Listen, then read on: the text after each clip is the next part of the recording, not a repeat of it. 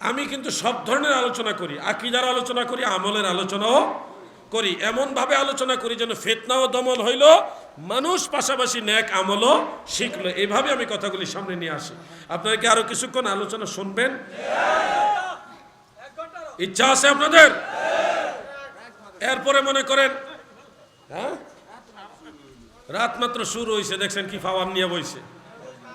আমি আপনাদেরকে আলোচনা করব, কিন্তু আজকে আপনাদেরকে আরেকটা অফার দিয়ে রাখি। চান্দিনাবাসী শুনেন, সবসময় আসার সুযোগ হয় না, আপনারাও অনেক বিষয় আছেন, ফোন করেন। আজকে আপনাদেরকে উন্মুক্ত সুযোগ দিব সরাসরি প্রশ্ন করার।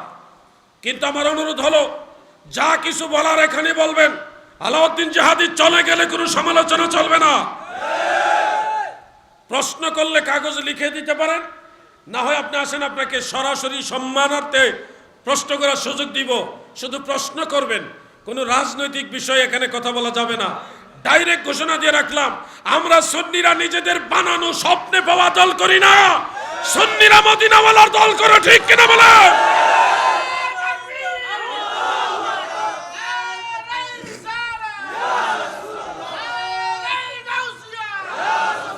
আমরা সুন্নি মুসলমান, প্রিয় রাসূল সাল্লাল্লাহু আলাইহি ওয়াসাল্লামের আগমন উপলক্ষে মিলাদুন নবী পালন করি এবং বলি সকল ঈদের সেরা ঈদ, বলি কিনা ভাই? এটা আমাদের ফরাজি গান্ধী দরবারে হুজুর কেবল একটা গজল লিখেছিলেন, সকল ঈদের ঈদ, ঈদে মিলাদুন নবী মুমিনের ঈদ, লিখেছেন।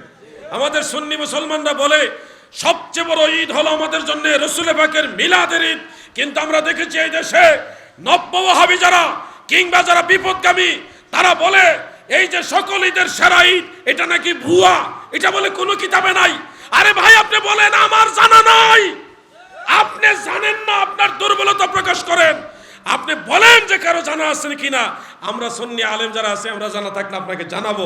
আপনি বলতে পারেন না যে রাসূল পাকের মিলাদের দিবসকে সকল ঈদের সেরা ঈদ বা ঈদ আকবর, ঈদ আজম, মহান ঈদ, বড় ঈদ, এই শব্দগুলি বললে আপনি বলতে পারেন না যেটা ভুয়া। এই ভুয়া বলার অধিকার আপনার নাই। আমরা দলিল সহকারে বলবো। আজকে এই মাহফিল আসার আগে একটা কিতাব একটু পড়ে আসছি, হাফেজুল হাদিস ইমাম শামসুদ্দিন সাখাবি রহমতুল্লাহ আলাইহি। এখানে তো অনেক আলেম ভাইরা আছেন। ইমাম সাখাবি ছোট আলেম নি, উনি হাফেজুল হাদিস, ইমাম ইবনু হাজার আসকালানির শাগরিদ ছিলেন উনি। উনার লেখা কিতাব আল আজুবাতুল মারদিয়াহ, সেই কিতাবটা আমার কাছে আছে, এতটুকু উঁচা হবে কিতাবটা।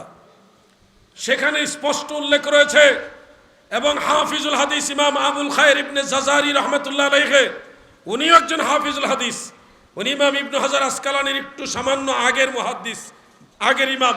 তিনার লেখা আরফুত তারিফ বিমাউলিদিস শরীফ, সেই কিতাবের মধ্যে রাসূল পাকের মিলাদের দিনটাকে ঈদ আকবর বলেছে, বড় ঈদ বলেছে, মহান ঈদ বলেছে, সকল ঈদের সেরা ঈদ বলেছে। অতএব আমরা সুন্নি মুসলমান নিজেরা এগুলি বানাই নাই, আমাদের ইমামদের পথে আমরা চলছি, ঠিক কিনা বলে?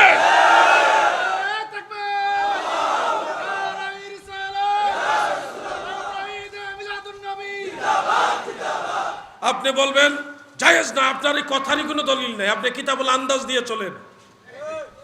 দুইটা কিতাবের নাম বললাম, এই দুইটা কিতাব খুঁজে দেখেন না, তাদের অধিকাংশের কাছেই নাই। এজন্য রাসূল পাকের যে কোনো ব্যাপারে সুন্নি মুসলমানরা এমন নয় যে নিজেরা বানাইছে, এরকম না। আমরা আমাদের সলফে সালিহিনের পথে আছি। আপনারা জানেন, সিলেট হবিগঞ্জের একজন কওমি অঙ্গনের আলেম, তিনি একবার দাবি করেছিলেন 1974 সালে পাকিস্তান থেকে আগত তৈয়ব শাহ নামক একজন ব্যক্তি ঈদে মিলাদুন নবী সর্বপ্রথম আবিষ্কার করছে। তৈয়ব শাহ হুজুর রহমতুল্লাহ আলাইহি একজন আওলাদে রাসূল। আপনারা জানেন আল্লামা সৈয়দ আবেদ শাহ আল মাদানী রহমতুল্লাহ আলাইহি, তিনিও ঈদে মিলাদুন নবী উদযাপন করতেন। আমি তখন ওনাকে ডকুমেন্ট সহকারে, দলিল প্রমাণ সহকারে অনলাইনের মাধ্যমে বলেছিলাম, দাদু 1974 সালে নয়, এটা 1960 সালে আপনারা কওমিরা সহ মিশরের আলেমরাও পালন করছে। 1960 সালে কওমিরা সহ, পাকিস্তানের কওমি যারা, এবং ভারতের রামপুরের যারা কওমি দেওবন্দি তারা সুদ্ধা মিশরের আল আজহার বিশ্ববিদ্যালয়ের আলেমরা সহ 1904 সালে মিলাদুন্নবী পালন করতেছে জশ্নে জুলুসের মাধ্যমে। এই ভিডিও সহকারে পিকচার সহকারে আমি এগুলি করলাম, দেখাই দিলাম।